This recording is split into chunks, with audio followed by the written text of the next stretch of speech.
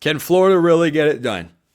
Can Texas struggle with Kentucky just like Ole Miss did? And so much more in the SEC, except for the bye games that everybody essentially has here. Let's start Ole Miss and Florida. Make our predictions here, Steven. I'm going Ole Miss to win the football game. I think it's a cover. Numbers 10.5 according to our friends at FanDuel. I don't think it's a huge cover. I think it's like a 14, 15-ish or so. So give me Ole Miss 31, Florida 17. I kind of like that score. I was thinking like 28-10, honestly, the same score of the Georgia game. I think that is the type thing that can happen. It will be important for Ole Miss to front run in this game. Ole Miss needs to jump on Florida, because if you let DJ Lagway and that team get hope and the swamp get riled up, you could have a little bit of trouble. So Ole Miss does need to front run, but I think the Rebels get it done. Georgia has UMass. Tennessee has UTEP. South Carolina has Wofford. Arkansas has Louisiana Tech. What are we doing? Why are we doing it? I don't know. Let's talk about Texas, Kentucky instead, because Texas is suddenly starting to take strays from the college football internet sphere. And those strays come in the form of, they haven't beaten anyone good. They're not, I don't even know if they're really good. Like, I don't know. Oklahoma's not a great team. They beat them 34-3. What did you want them to do? Arkansas is a solid team. They're not great. But does every team play its best football every single week? Is it easy suddenly to go into Fayetteville and win? Why don't you ask Tennessee how easy it is to go in Fayetteville and win a football game? And I thought Texas was going to win. It was certainly closer than some would have expected, but I didn't think they'd cover 12.5. They didn't. So they're coming back home against Kentucky. They have to avoid the look-ahead factor here, Steven. That old little peek ahead where you go, oh, Texas A&M's coming this week. Like, wait, that's Kentucky right there. Go back to that fateful day, some would say, where Kentucky knocked off Ole Miss. How do the Wildcats replicate that formula in Austin? What they did against Ole Miss, and like I said, this was before Ole Miss kind of figured things out offensively. They just frustrated the Rebels and just let the Rebels self-destruct on themselves. That was Kentucky's whole game plan. It was to let Ole Miss do it. And there was a couple of fumbles in the red zone and things like that. It was just a bad day for Ole Miss. I do not think that Kentucky can replicate that against Texas. I do not think that something like that can happen, because Texas, I don't think, is at a point where with Quinn Ewers and that they will self-destruct like that. It might be a low-scoring game. It might look similarly to the Arkansas game, but Texas is going to win this game. Yeah, favored by at 20.5. I don't know if they cover. I don't know if I would say they'd cover. Yeah, there's the one side of me, Steven, that says, look, Texas is a much better team on paper. Of course they are. Of course that they should be able to win this game really, really big. But on the other hand, Quinn Ewers goes up and down. Kentucky can play some nasty defense. They can hang with Georgia every single year, it seems. They pulled the upset of Ole Miss. Do they have it again here?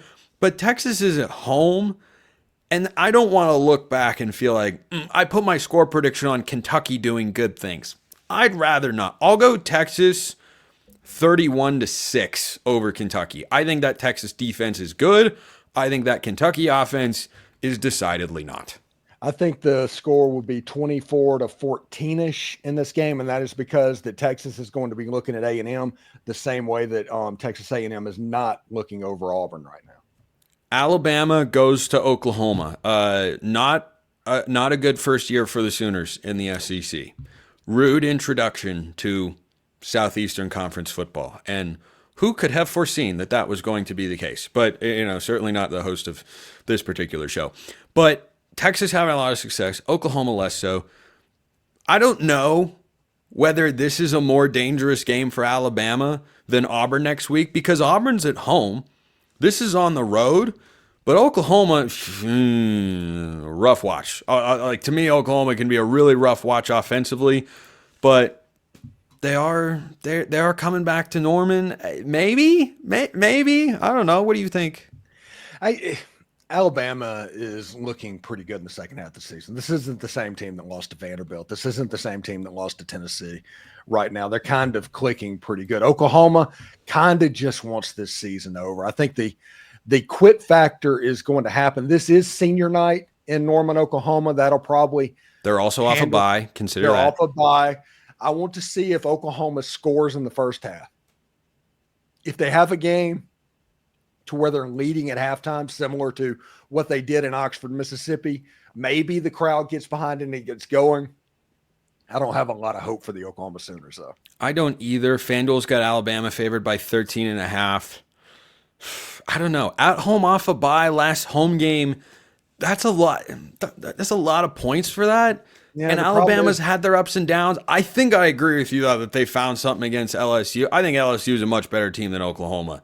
So if you give me that same sort of performance, sure, I'll go Bama with a slight cover. Not a major cover. This could be uncomfortable for a quarter, but I think by the third quarter of this football game, Kalen DeBoer has his football team figuring it out. 31-13 Alabama. I was thinking 27-10. Yeah, I think that's probably right. Like the at-home off a bye has got to mean something. And if it doesn't, Oklahoma, look yourself in the mirror and ask yourself what in the world you're doing in the conference here. Texas A&M and real quick, Oklahoma is going to beat LSU the next week. Whoa! Oh, Steven coming in hot. Absolutely scorching hot. I'm here for it. I don't know if I agree with it, but I'm here for it. Speaking of LSU, who do they play this week that has the exact same record? Vanderbilt. It's just, and I think Vanderbilt's winning too. And they're wearing those awful gold uniforms that they put out.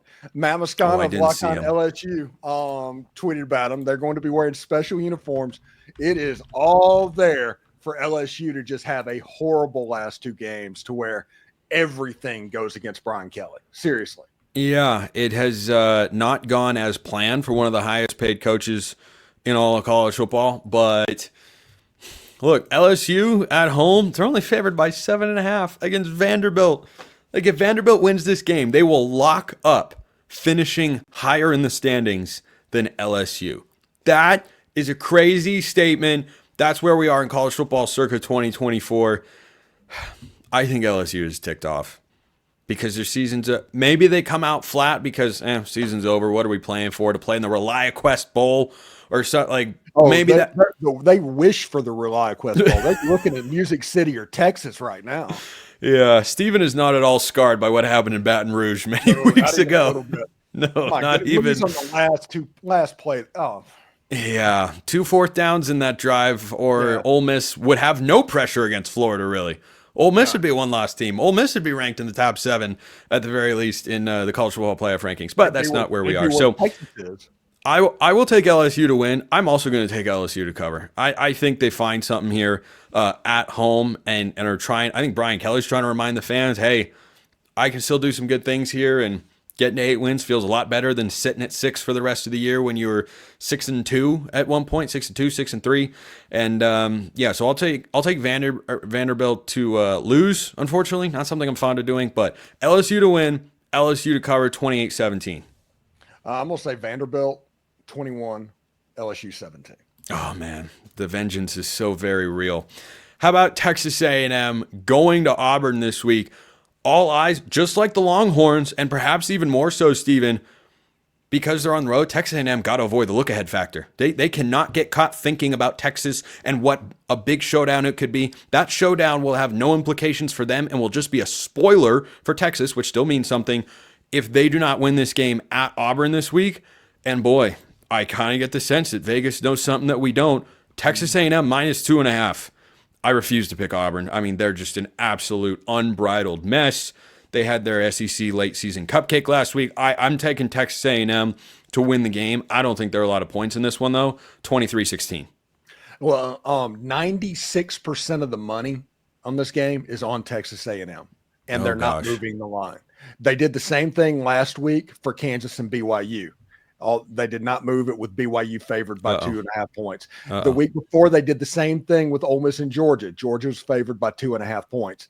The same thing. Vegas knows something in this situation. Give me the Auburn Tigers all day long. All right, 24-14. Okay, I can't bet against Vegas. I've tried that too many times this year. It has bitten me in the rear end quite often. So I'm flipping. I'm flipping here just because of Vegas. Just because they refuse to do that. I'll take Auburn in a tight one, 21-20. A big win for the Tennessee Vols, because if Texas A&M handles business against Texas in Kyle Field, All of a sudden, Texas is going to fall below Tennessee in the pecking order. They'd have to. And Tennessee would be comfortably into the college football playoff. There's your path, Tennessee fans. Steven Willis, Locked On Ole Miss. Steven, appreciate it as always. No problem, buddy. Appreciate it for listening. I'll see you next time. And until then, hope you have a wonderful rest of your day.